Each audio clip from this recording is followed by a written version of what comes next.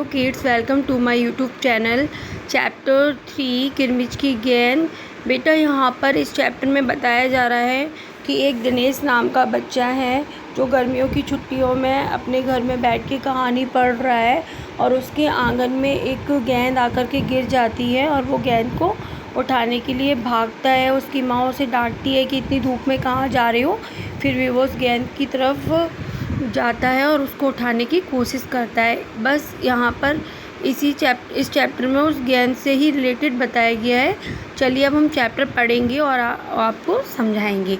गर्मी की छुट्टियाँ थी। दोपहर के समय दिनेश घर में बैठा कोई कहानी पढ़ रहा था। तभी पेड़ के पत्तों को हिलाती हुई कोई वस्तु धम से घर के पीछे वाले बगीचे में गिरी।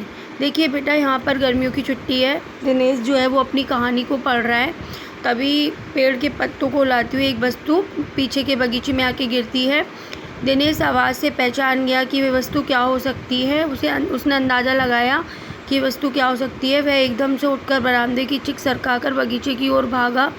अरे अरे बेटा, कहाँ जा रहा है? बाहर लू चल रही है, दिनेश की माँ मशीन चलाते चलाते एकदम ज़ोर से बोली। परंतु दिनेश रुका नहीं। दिनेश की माँ ने उसको रोकने की कोशिश की, लेकिन वो फिर भी नहीं रुका।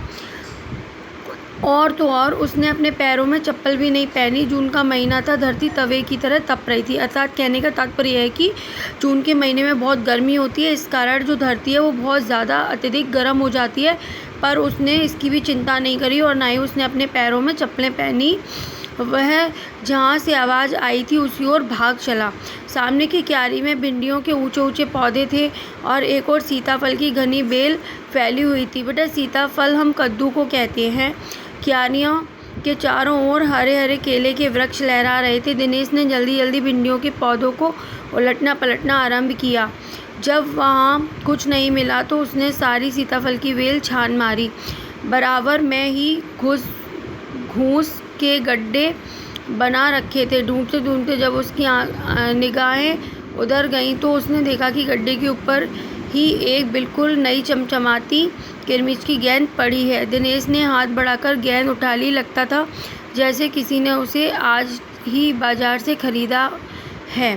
बेटा, अर्थात कहने का तात्पर्य दिनेश को भी यही आशा थी कि जो वो चीज़ गिरी हुई है वो और कुछ नहीं बल्कि किरमिच की गेंद ही है।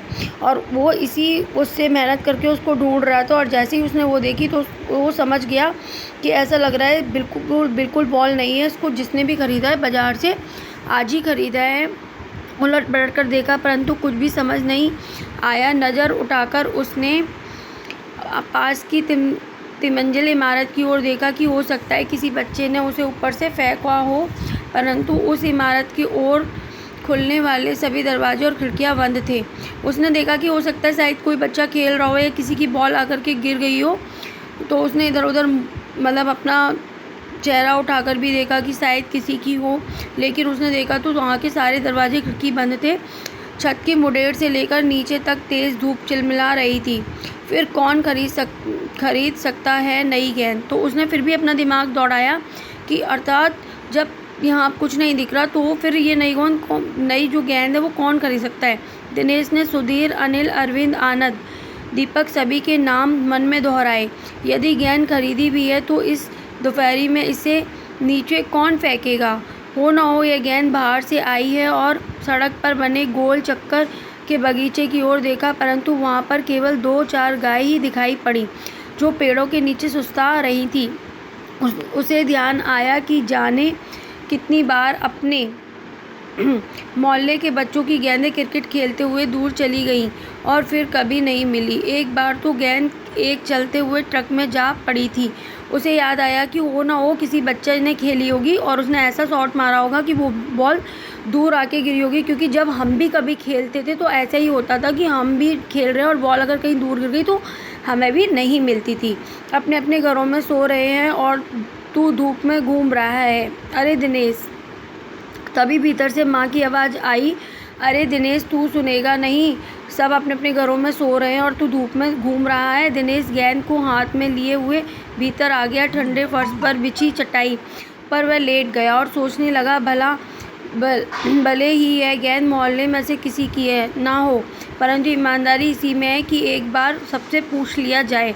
वो मन में विचार करने लगा कि अगर ये किसी की बॉल होगी और खो गई होगी तो उसको कितना बुरा लगा होगा। क्यों ना मैं इस गेंद के बारे में अपने मोहल्ले में जितने भी बच्चे हैं एक बार सबसे पूछ लूँगा कि ये बॉल किसकी है। गर्मी की छुट्टियाँ थी, बच्चों ने खेलने की सुविधा को ध्यान में रखते हुए एक क्लब बनाया हुआ था। उस क्लब में सभी बच्चों के लिए बल्ले थे और गेंद खरीदने के लिए वे आपस में क्लब का चंदा देकर पैसे इकट्ठा कर लेते थे। शाम को सारे बच्चे इकट्ठा हुए। दिनेश ने सभी से पूछा, मुझे एक गेंद मिली है, अगर तुम में से किसी की गेंद खो गई हो तो वह गेंद पहचान कर बता देना कि वो उसकी तो नहीं है कहीं गेंद।